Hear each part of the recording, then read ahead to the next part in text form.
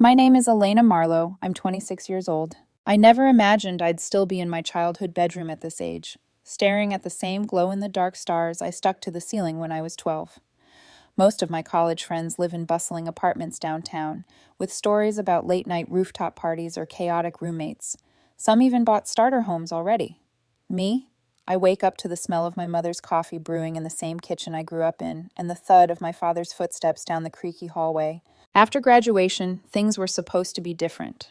I had a marketing degree, a steady entry-level job, and dreams of decorating my own little apartment near the office. I even went apartment hunting with my best friend Melissa. We toured places with sunlit kitchens and tiny balconies where I imagined drinking wine at night. I felt so close to independence I could taste it.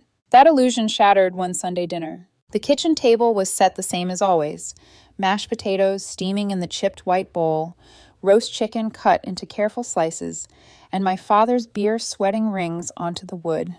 I was practically buzzing with excitement as I spooned potatoes onto my plate. "Dad, Mom," I said, trying to keep my voice casual, "I've got some good news.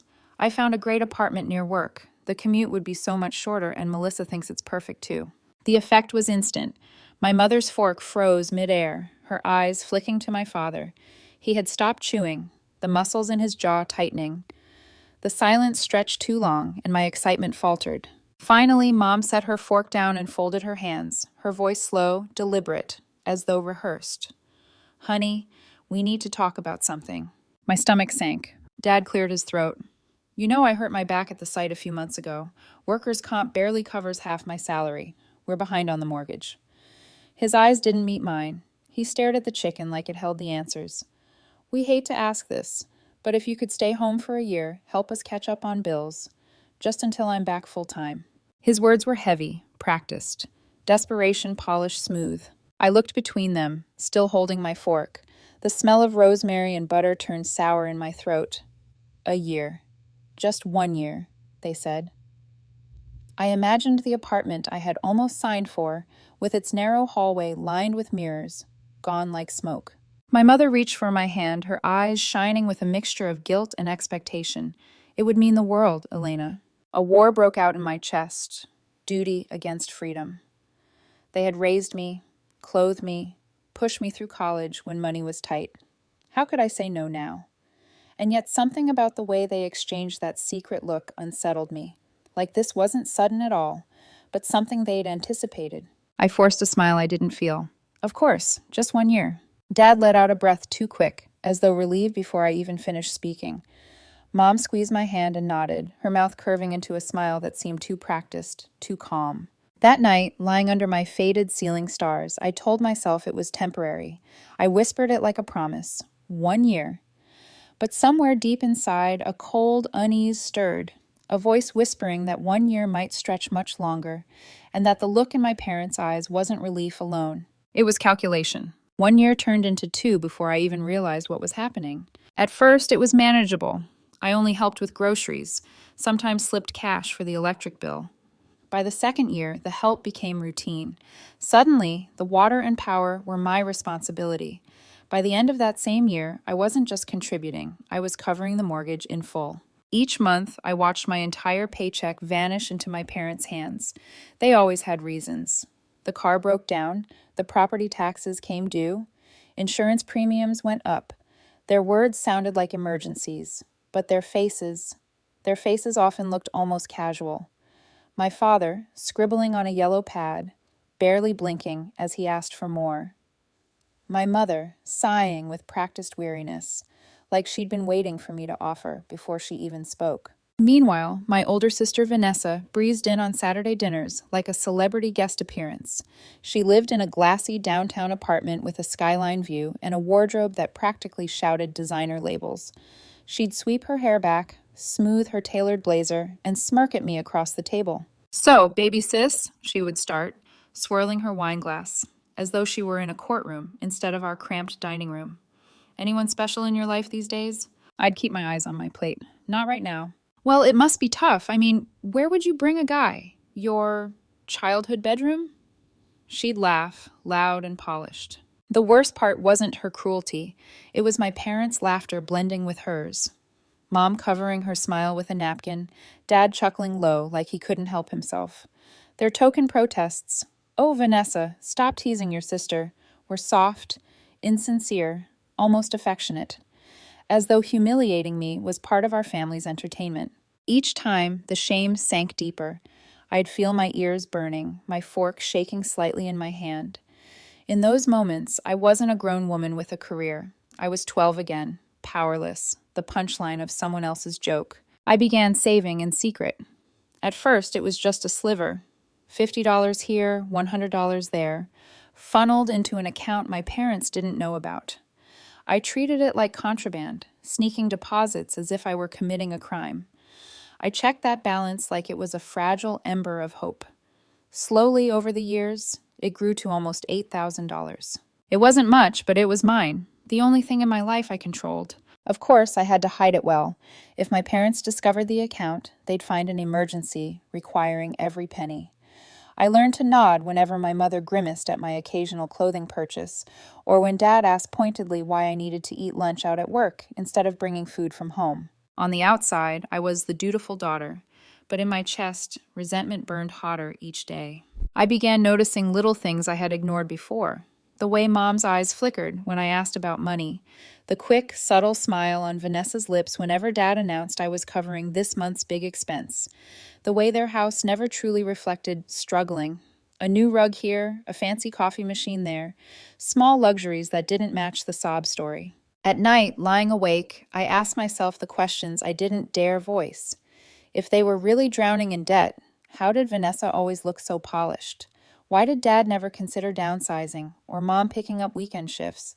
And why did the burden always fall squarely, inevitably, on me? But then I'd hear their laughter drifting down the hall, and guilt would crush me again. They were my parents. They had sacrificed for me once. Didn't I owe them? Still, that cold voice inside whispered louder each day, "They're not telling you everything." By the time my 26th birthday rolled around, I told myself I deserved at least one evening that felt like mine. I broached it carefully over dinner, rehearsing the words in my head. "Since I'm turning 26 next month, maybe we could celebrate at Riverside Restaurant. Nothing too fancy, just family. I'd even cover the bill myself." For a split second, I thought my father's eyes softened, but then he cleared his throat. My mother shook her head immediately, lips tightening as if the very idea was selfish. "Oh, honey, restaurants are so expensive. We really can't afford that right now." "I said I'd pay," I countered quickly, leaning forward. "It's my birthday, and I just want something special this year." Dad's voice cut in low and final. "Elena, you know every dollar counts toward the house. We're counting on you." It stung. They weren't even pretending anymore. It didn't matter that the money was mine, earned from my long hours at the firm. To them, my paycheck belonged to the house. To them. Mom forced a bright smile. "We can have a lovely party right here at home. I'll make your favorite cake. Family, food, laughter. Isn't that what matters?" What could I say? I nodded, but inside something cracked. On the day itself, I woke early to scrub the living room floors, vacuum, set up folding chairs. Mom gave instructions from the kitchen while arranging platters of food I had paid for. Dad carried in crates of soda, but left me to unpack and organize. When I finally dressed, slipping into a navy blue clearance rack dress I'd saved for months to buy, Mom gave me a once-over. A bit fitted, don't you think? But it'll do. The doorbell rang before I could reply. Vanessa swept in, wearing a crimson designer dress that probably cost more than my entire wardrobe. Her perfume trailed behind her like she owned the air. "You're early," Mom exclaimed, beaming. "I thought I'd come help set up," Vanessa said smoothly, glancing around at the spotless house. Everything was already done. "That's so thoughtful," Mom gushed, turning to me.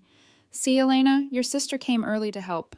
I bit my tongue, forcing a smile. By mid-afternoon, relatives filled the house. Aunt Linda, Uncle Steve, cousins Jennifer and Mark. Vanessa stationed herself by the door, greeting them like a hostess. "Welcome. Glad you could make it. Elena's around somewhere," she said, waving vaguely in my direction as if I were an afterthought. When Jennifer handed me a gift bag, Vanessa snatched it before I could thank her. "I'll put that with the others," she said lightly, stacking it on the dining table. I stood frozen, fingers curling into my dress fabric. Finally, Dad clinked his glass, rising for the first toast. "To our younger daughter, Elena. We're proud of how she helps out with some of our expenses while still living here." "Some," My throat tightened. I paid for nearly everything. Mom chimed in, smiling faintly. Yes, Elena's been such a help while she figures out her career path. A ripple of polite nods moved around the table. Aunt Linda raised her glass. Such a hard-working girl. You'll find your own place one day. Someday you'll get there, Uncle Steve added warmly. Their words landed like blows. They thought I was a failure, a child still mooching off my parents. None of them knew the truth, that I had been keeping this house afloat. My parents had let them believe the opposite. Then Vanessa stood, wine glass gleaming in her manicured hand. That smirk, always that smirk. To my little sister, she said loudly, the loser who's 26 and still lives with Mommy and Daddy. Laughter erupted around the table, some stifled behind napkins, others full-throated. But the worst? The sight of my parents' shoulders shaking as they laughed along, truly amused. Heat rushed to my eyes, tears threatening. But I would not give Vanessa that victory. I raised my own glass, steadying my voice. Thanks for that heartfelt toast, sis. Always good to know where I stand. The laughter faltered into awkward silence. Vanessa's smirk only widened. The rest of the night blurred. Vanessa dominated conversation, boasting about her latest court case, her upcoming Cancun vacation, her new car. I floated from guest to guest, refilling drinks, making sure plates stayed full, like a servant at my own party. By 9 o'clock, when the last guest kissed my cheek and whispered, "Don't worry, dear, you'll get on your feet one day," I felt hollow. But the night wasn't over. After my parents yawned and headed upstairs, I scrubbed counters, packed leftovers, vacuumed crumbs, my birthday ending the same way it began, me working. It was nearly midnight when I slumped onto the couch, scrolling through a handful of texts from friends wishing me well. That's when I noticed Mom's phone on the coffee table, screen lighting up with a message. From Vanessa. Hey Mom, how much are you sending this month? My breath caught. A prickle of dread crawled up my spine. Against every better instinct, I opened the message thread. And my world tilted. The screen glowed in my hands, each word slicing deeper. Thanks for the money, Mom. The new furniture looks amazing. Dad said he can send an extra $500 since Elena covered the car repairs. Yes, her birthday speech was hilarious. Poor clueless Elena. Message after message, weeks of conversations unfolded like a script written behind my back. Their laughter echoed in my head, not just from tonight's dinner, but from all those Saturdays when I thought I was being teased lightly. No, it had always been sharper than I realized. Deliberate, cruel. My fingers trembled so badly the phone nearly slipped from my grip. I scrolled further, searching for some sign that I was wrong, that this was just a misunderstanding. But every line confirmed the truth. For years, my parents hadn't been struggling. They hadn't been sacrificing. They'd been funneling my hard-earned salary to Vanessa, dressing it up as help with bills, while mocking me in private. The living room felt suffocating, shadows pressing in around me. The decorations from my party still hung limp, paper streamers curling at the edges, balloons sagging in the corner.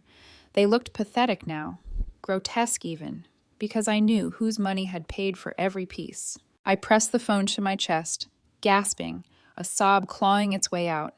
How could they? My own parents. The people I stayed for, sacrificed for. Had they seen me as their daughter all these years, or just their personal bank account? Sleep never came that night. Every time I closed my eyes, I saw Vanessa smirking across the dinner table, my parents laughing beside her, while text after text scrolled behind them like subtitles of betrayal.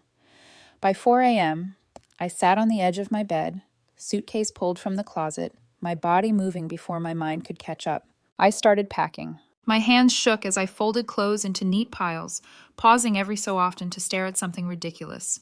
A childhood stuffed bear, a cracked snow globe from a school trip. Did I even care about these things anymore? Or had the house itself soured everything it contained? By morning, the exhaustion had hardened into anger, a fire that burned away the tears.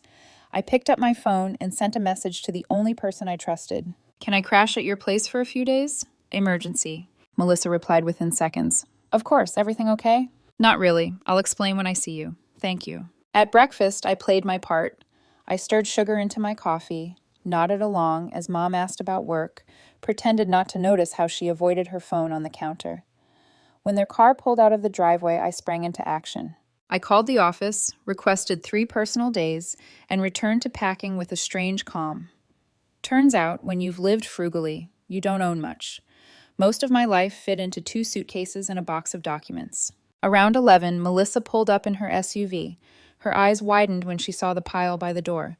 Whoa, this doesn't look like a few days of clothes. Wordlessly, I handed her my phone, the photos I'd snapped of the messages. She scrolled, her jaw tightening with each line. Those manipulative jerks, she spat. Elena, I've been telling you something wasn't right for years. I know, I whispered, forcing the words past the lump in my throat. I trusted them. They're my parents. Melissa stepped forward, squeezing my shoulder. No, parents don't use their kids like this. They don't laugh at them behind their backs. We loaded the cars together, the silence between us filled with the scrape of boxes, the thud of suitcase wheels. With each trip to the driveway, I felt lighter, freer, but also hollow, like I was peeling away layers of skin. Before leaving, I walked through the house one last time. My eyes skimmed over the family photos on the walls, the framed certificates from school, the faded couch where I'd once curled up to watch movies. I waited for nostalgia to hit, for some aching attachment to pull me back. But all I felt was relief. I placed my house key on the kitchen counter, right beside Mom's phone. The screen lit up again, as though mocking me. I didn't look at the message. I stepped out the door without looking back. Melissa's apartment was small but warm, a second-floor walk-up with crooked blinds and a cat named Oscar, who blinked at me as if judging my presence. She had already cleared her spare room, setting up a futon and a lamp. It wasn't much, but it was safe. We ordered pizza that night and ate on her balcony. The city lights twinkled in the distance while I told her everything. The years of bills, the suffocating guilt, the cruel birthday toast, and finally the messages that broke me. Melissa shook her head, her voice sharp. They've been treating you like an ATM, Elena, not a daughter. Her words pierced, because they echoed my own private fear. By the second day, my phone wouldn't stop buzzing. Missed calls stacked by the dozens, voicemails spilling into each other. Mom's frantic tone. Where are you? This isn't funny. Dad's gruff attempts. Call us back immediately. We're worried. Then Vanessa's texts. Grow up, Elena. You're breaking Mom's heart with this childish stunt. You have no idea how much they've sacrificed for you. Sacrificed. The word made bile rise in my throat. I blocked them all, one by one. Instead, I focused on finding my own place. I still had my secret $8,000, enough for a deposit and some second-hand furniture. Melissa drove me to viewings after work, and though the first 2 apartments were disasters, one with plumbing that groaned like a dying animal, the other with peeling paint and a landlord who smelled of whiskey, the third one stole my breath. It was nothing fancy, a small, bright 1-bedroom with sun pooling on the hardwood floor, just a 15-minute walk from my office. But when I stepped inside, I felt something I hadn't in years. Possibility. I'll take it, I whispered before the agent finished the tour. Signing the lease felt like reclaiming oxygen. The pen shook in my hand as though my body couldn't believe freedom was real. Moving in was chaos. Thrift store runs, Melissa's SUV stuffed with mismatched chairs, me wrestling a second-hand bookshelf up the narrow stairwell. But when I turned the key in my own lock for the first time, a shiver of triumph ran through me. This space, bare walls and all, was mine. That night, as I unpacked kitchen utensils onto rickety shelves, Aunt Linda called. My heart stuttered. I braced myself for another guilt-laden plea. Elena, dear, she began softly, your mother asked me to call. She's beside herself. I swallowed hard. Did she tell you why I left? They said you stormed out over some misunderstanding. I let out a bitter laugh. It wasn't a misunderstanding. They've been taking my money for years, money they claimed was for the mortgage, and giving it to Vanessa, for her apartment, her vacations, her furniture, while letting everyone think I couldn't support myself. Silence stretched on the other end. Then Aunt Linda's voice cracked. Oh, Elena, I had no idea. At your birthday, I even laughed at Vanessa's toast. Oh God, I feel sick. It's not your fault, I said quickly, even as shame burned my cheeks. You didn't know. None of you did. I'm so sorry, she whispered. I'll be more careful next time. I should have seen how they treated you. Her apology left me both heavier and lighter. Someone in the family finally knew. Someone finally believed me. When I hung up, I looked around at my boxes and thrifted furniture. For the first time in years, the air felt lighter.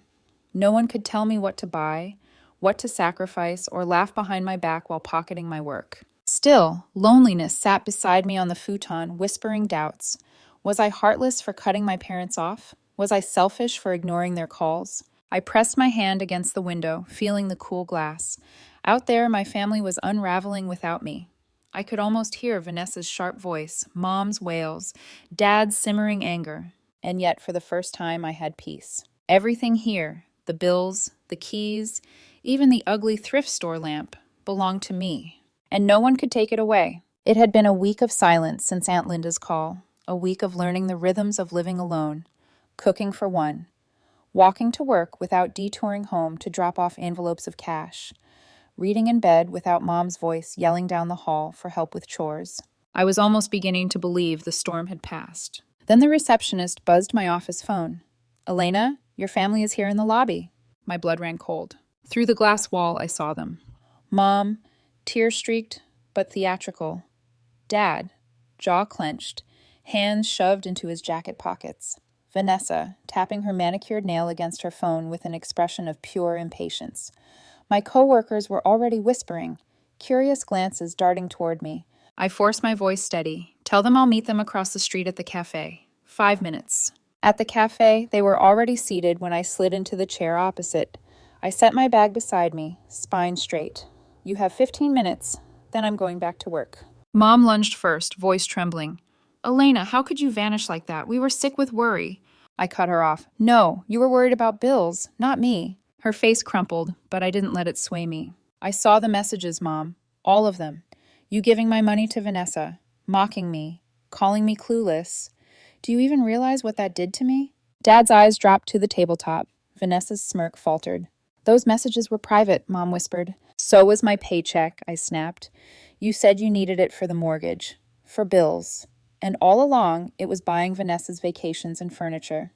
Vanessa rolled her eyes. "We're family, Elena. Families help each other." "Funny," I said coldly, "because in this family, I was the only one helping. You never sacrificed a thing. In fact, you humiliated me in front of everyone on my birthday, and they all laughed, including you too."